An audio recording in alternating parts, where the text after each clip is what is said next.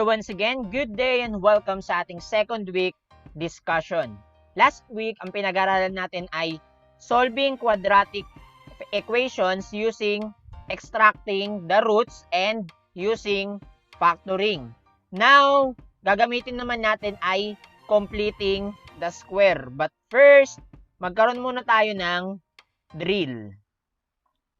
Consider the general form of a quadratic equation ax squared plus bx plus c equals 0. Okay, ang general form ng quadratic equation ay ax squared plus bx plus c equals 0. Find a and b of the following. Find a and b of the following. Ibig sabihin, ang hinahanap natin ay numerical coefficient ni x squared at ni x. Ulitin ko lang. Numerical coefficient ni x squared at ni x. Saan dun yung a? Nandun sa may x squared. Saan naman yung b? Nandun sa may x. Okay. So, let's try it. In the first example, x squared plus 4x plus 4 equals 0. Okay. So, pakitignan yung letter A natin. Alin dyan yung A? Sabi nga, nandun sa may katabi nung x squared. May nakikita ba kayong numerical coefficient ng x squared? Wala.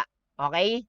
Imaginary number 1. Tandaan, ang 1 ay imaginary number. Kaya pwede natin siyang tanggalin basta multiplication. Okay? So, therefore, ang A natin dyan ay 1. Tandaan, basta x squared or x lang, automatic, ang numerical coefficient nun ay 1. Next naman natin yung b. Yung b ay katabi ng x. Alin dyan yung may katabi na x? 4x, okay? Plus 4x. Ibig sabihin, ang b natin ay positive 4, okay? Next example. 2x squared minus x plus 4 equals 0. Okay, pakitignan yung a na part. 2x squared. Ano yung numerical coefficient? 2. Therefore, ang a natin ay 2. Okay? Next naman, yung b na part, minus x. Minus x. May nakita kayong numerical coefficient? Wala. Automatic, imaginary number, 1. Okay. Now, sir, paano yun? Minus x. Ibig sabihin, negative 1. Okay? Malinaw yun ha? Basta minus x, negative 1 ang numerical coefficient. Next example, 3x squared minus 12x plus 12. Okay, pakitignan yung a na part. Ano yung a? 3. Okay? So, a is equal to 3. Next naman natin, yung b. Negative 12x. Ano yung b natin? Negative 12. Okay? Yung b natin ay negative 12. Now, tapos na tayo sa ating drill. Lagay na natin siya sa example. But first, alamin muna natin yung step. Using a and b, we can make an incomplete square into a complete square. Ulitin ko lang. We can make an incomplete square into a complete square. Ibig sabihin, given dito ay isang incomplete square. May kulang. Okay? Kailangan natin siyang kumpletuhin. Hahanapin natin yung kukumpleto using a and b. So, paano nga ba yon? Halimbawa, ganito yung given. Ax squared plus bx plus blank. Paano natin mahanap yung kulang? Using a and b. Paano? Substitute nyo sa may expression na b over 2a squared. Ulitin ko lang, b over 2a squared. So, the steps, find the a and b part. Yun yung pinakamahalaga. Find the a and b part. Next naman natin, substitute to expression b over 2a squared. Okay? Isa-substitute nyo lang yung a at b dyan. And then, complete the square. Ganun lang kasimple. Okay? So, let's try this in example. Let's do this. Number 1, x squared plus 4x plus blank. Okay? X squared plus 4x plus blank. Ano yung first step? Identify the a and b part. Ano yung A dyan? May nakikita kayong A? Wala. Okay? May nakikita kayong numerical coefficient? Wala. Therefore, ang numerical coefficient dyan ay imaginary number 1. Kaya ang A natin ay 1. Next naman natin si B. Plus 4x. Therefore, ang B natin ay positive 4. Okay? And then, meron na tayong A, meron na tayong B. Substitute mo na sa expression. Okay. So, ano yung B ulit natin? 4. Ano yung A? 1. Therefore, we have 4 divided by 2 times 1 squared. Okay? 4 divided by 2 times 1 squared. And then, simplify muna natin yung denominator. 2 times 1, we have 2. Okay? 2 times 1 is 2. And then, 4 divided by 2, divide natin, is 2. And then, may squared pa. Simplify natin yung squared. 2 squared, that is positive 4. Now, complete the square. Lagay lang natin siya doon sa may blank. Okay? Ganun lang kasimple. Now, we have x squared plus 4x plus 4. Therefore, the answer is x squared plus 4x plus 4. Ganun lang kasimple. Next example, k squared plus 6k plus blank. Okay, k squared plus 6k plus blank. Ano yung first step? Identify the A and B part. Okay? Ano yung A? Wala. Imaginary number, 1. Ano yung B? Plus 6k. Therefore, ang B natin ay positive 6. And then, meron na tayong A, meron na tayong B. Substitute mo na sa may expression, B over 2A squared. So, palitan mo lang siya, magiging 6 divided by 2 times 1 squared. Okay? And then, simplify mo yung denominator. 2 times 1, that is 2. And then, 6 divided by 2, that is 3. Now, simplify mo yung 3 squared, 9. Okay? Complete mo na yung square. Meron kang 9, complete mo na yung square. Lagay mo siya dun sa may blank. Therefore, the answer is k squared plus 6x, wait lang, k squared plus 6k, typo yan, plus 9. Okay? Next natin, number 3, y squared minus 24y plus blank. Okay? So, first thing to do, identify the A and B part. And then, ano yung A natin? May nakikita kayo? Wala. Imaginary number, 1. And then, ano yung B? Minus 24y. Therefore, ang B natin ay negative 24. And then, may A ka na, may B ka na. Substitute mo na sa expression. Lagay mo lang siya dyan. Negative 24 divided by 2 times 1 squared. And then, simplify the denominator. 2 times 1, we have positive 2. Okay? And then, negative 24 divided by 2, that is negative 12. Tandaan, negative divided by positive is negative. Okay? And then, negative 12 squared, that is positive 144. Sir, bakit positive 144? Tandaan, ang square ay ibig sabihin niyan, minultiply mo siya ng 2 beses. Kaya halimbawa, negative 12 times negative 12. Okay? Negative times negative ay positive. Kaya kapag ka ang negative number ay naka-squared, magiging positive. Okay? Kasi nga negative 12 times negative 12, positive 144. Okay? And then, complete mo na yung square. May 144 ka. Sulat mo lang siya doon. And then, the answer is y squared minus 24y plus 144. So now, let's proceed to solving quadratic equations by completing the square. Intro pa lang yung kanina. Okay? So, steps natin, all constants must be in the right side of the equal sign. Okay, yun yung pinakamahalaga. All constants must be in the right side of the equal sign. Next, write the equation form in the form of ax squared plus bx plus blank equals the constant, yung transpose natin, plus blank. Okay? And then, complete the incomplete square gamit yung expression natin kanina. And then, write the result on the blanks. Kaya tayo meron dalawang blank. Kung ano yung isusulat mo dun sa may kaliwa, yun din yung isusulat mo dun sa may kanan. Okay? And then, simplify the right side. Yung right side ng equal sign. Okay? Next, factor the perfect square trinomial to a square of a binomial. Okay?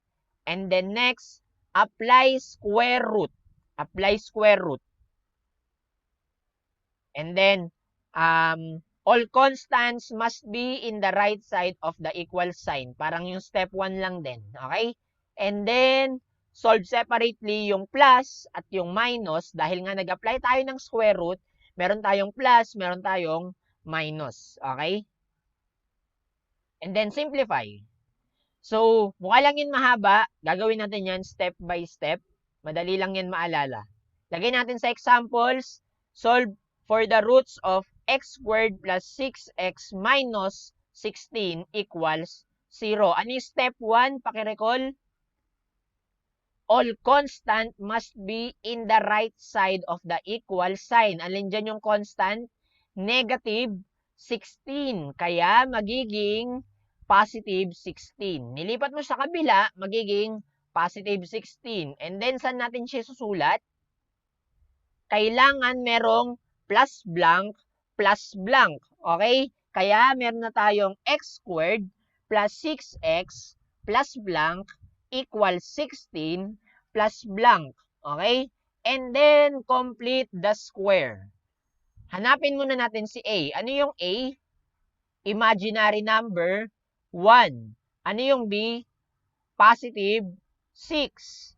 So, we have parenthesis 6 divided by 2 times 1 squared. Kagaya lang nung ginagawa natin kanina. And then, divide natin, ay simplify na yung denominator. 2 times 1, that is positive 2. Now, divide mo. 6 divided by 2, we have positive 3. Simplify mo yung square. 3 squared, that is 9. Now, yung 9 na yan, lalagay mo sa mga blank. Kaya yung 6x, yung x squared plus 6x plus blank equals 16 plus blank, magkakaroon ng 9 at 9. Okay? And then, sabi dyan, simplify mo yung right side. Ano yung right side? Yung 16 plus 9. Yung 16 plus 9. 25. Now, so since may 25 ka na dyan, ano yung sabi kanina? Factor the perfect square trinomial to a square of a binomial. Alin dyan yung perfect square? Trinomial. Yung x squared plus 6x plus 9. Paano yan ipa-factor? Hanapin mo yung square ni x squared. Hanapin mo yung square ni 9. Ano yung square ni x squared? We have x. Yung square root ni 9, we have 3. So, we have x plus 3 squared is equal to 25. Ulitin ko lang yon. Ano yung square root ni x squared? X. Okay? Ano yung square root ni 9? Positive 3. So, we have x plus 3 squared. Okay? Ganun lang mag-factor ng perfect square trinomial. And then, meron tayong squared dyan. Paano nakakancel yung squared? Using square root. Kaya mag-apply tayo ng square root. Okay? Mag-apply tayo ng square root. Magiging square root of x plus 3 squared is equal to the square root of 25. Kopyahin lang natin siya sa likod. Now, tandaan, ang square root ay nakakancel niyan yung exponent na squared. Kaya yung x plus 3 squared natin magiging x plus 3 na lang. Now, 25, square root of 25, that is positive, negative, 5.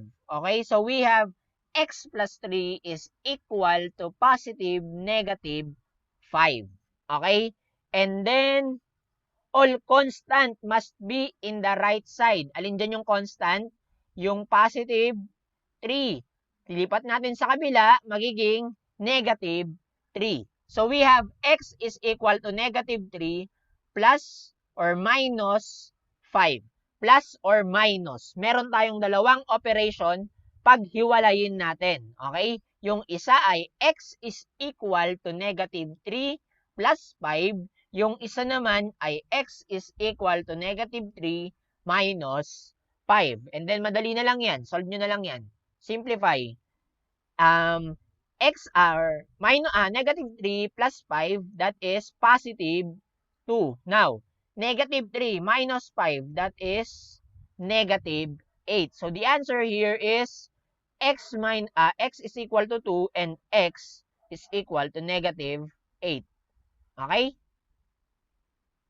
Next example, solve for the roots of x squared minus 4x minus 5 equals 0. Ano yung kailangan i-consider? All constant must be in the right side of the equal sign. Alin dyan yung constant? Negative 5. Lipat mo sa kabila, magiging positive 5. And then, kailangan nakasulat siya na may blank. So, lagay mo lang yon. X squared minus 4x plus blank is equal to 5 plus blank. Okay? And then, complete mo yung square. Alamin mo muna yung A at B. Okay? Ano yung A? Imaginary number 1. Now, ano yung B? Negative 4. So, substitute mo lang siya sa may expression natin. Negative 4 divided by 2 times 1 squared. Okay? Simplify mo yung denominator. 2 times 1, that is positive 2. And then we have negative 4 divided by 2, that is negative 2. Squared, that is positive 4. Okay, tandaan. Negative 2 times negative 2 ay positive 4. And then, write the result on the blanks. Kopyahin mo lang muna. So, sabi dyan, sulat mo yung 4 sa parehas na blank. Lagay mo lang siya dyan. Okay? And then, simplify mo yung right side. 5 plus 4, that is positive 9. Okay? And then, we have x squared minus 4x plus 4 equals 9. Factor out mo yung perfect square trinomial into a square of a binomial. Okay. Paano ulit nag-factor? Hanapin mo yung square root ni x squared. Hanapin mo yung square root ni 4. Ano yung square root ni x squared? X. Ano yung square root ni 4? 2. So, we have x minus 2. Ngayon, sir, bakit minus 2? Titigan mo yung second term. Negative 4x. Okay? Since negative 4x siya, yung factor natin ay negative 10. Kaya, x minus 2 squared. Okay? And then, since may exponent siya na 2, cancel natin yan using square root, apply square root. Okay?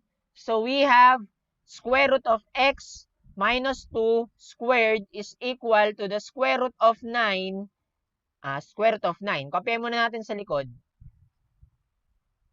So, we have square root of x minus 2 squared is equal to the square root of 9. And then, alam natin na ang square root ay nakakancel niya yung exponent na squared. Kaya magiging x minus 2 na lang yan. Square root of 9, positive negative 3. Okay? So, we have x minus 2 is equal to the positive or plus minus 3. And then, all constant must be in the right side. Lipat mo lang si negative 2 sa kabila, magiging positive 2. So, we have x is equal to 2 plus or minus 3. And then, solve separately yung plus at minus. Solve mo si plus, solve mo si minus. Okay. 2 plus 3, 5. 2 minus 3, negative 1. Therefore, the final answer are x is equal to 5 and x is equal to negative 1. So, example number 3 tayo. Solve for the roots of x squared plus 2x minus 1 equals 0. Okay, lahat ng constant ay nasa right side. Okay? So, si negative 1 magiging positive 1. And then, lagyan mo lang siya ng plus blank. Okay? Naaalala pa? And then, complete the square. Alamin si A at si B. Ano si A? Positive 1. Ano si B? Positive 2. So, lagay mo lang siya sa may expression natin, 2 divided by 2 times 1 squared. And then, simplify mo yung denominator. 2 times 1, that is positive 2. And then, we have 2 divided by 2. So, this is positive 1. Eh, may squared pa. Positive 1. Okay? And then, write the result in the blanks. So, sulat mo lang si 1 dyan, sulat mo si 1 dyan. Okay? And then, simplify mo yung right side to 1 plus 1. Siyempre, 2 yan. Okay? So, we have x squared plus 2x plus 1 is equal to 2. Now, factor the perfect square trinomial to a square of a binomial. Okay? Paano? Square root ni x squared, x. Square root ni positive 1, positive 1. So, we have x plus 1 squared is equal to 2. Meron tayong exponent na 2. Paano makakancel? Apply square root. So, we have square root of x plus 1 squared is equal to the square root of 2. And then, copy lang muna natin sa kabila. So, we have here, cancel natin yung exponent at saka yung square root. And then, square root of 2, may square root ba ang 2? Wala. Therefore, copy mo lang sila. Okay? So, we have x plus 1 is equal to positive negative square root of 2. Sir, bakit hindi lumabas si 2? Kasi wala namang square root si 2. Ngayon, sir, di ba may ginagawa tayo dyan yung pina-factor natin? Oo. Pero wala namang ibang factors si 2 na perfect square maliban kay 1. Okay? So, pwede na yan. And then, all constant must be in the right side. Alin dyan yung constant? Yung plus 1. So, lipat lang natin sa kabila. So, we have x is equal to negative 1 plus or minus square root of 2. Now, solve separately yung plus at minus. So, yung isa natin ay x is equal to negative 1 plus square root of 2. Yung isa naman natin ay x is equal to negative 1 minus square root of 2. Now, mapapag-add or subtract ba natin ang number at radical?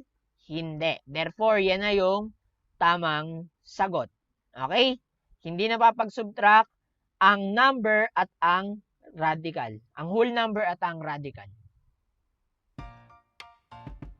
So, thought for today, strive for progress, not perfection. Okay? Step by step, pag-aralan natin. Kalma lang. Madali lang naman yung mga lessons natin. Basta, focus lang kayo and palagi nyo lang i-practice. Okay? So, that's all for today. Once again, I am Sir Jasper. Goodbye.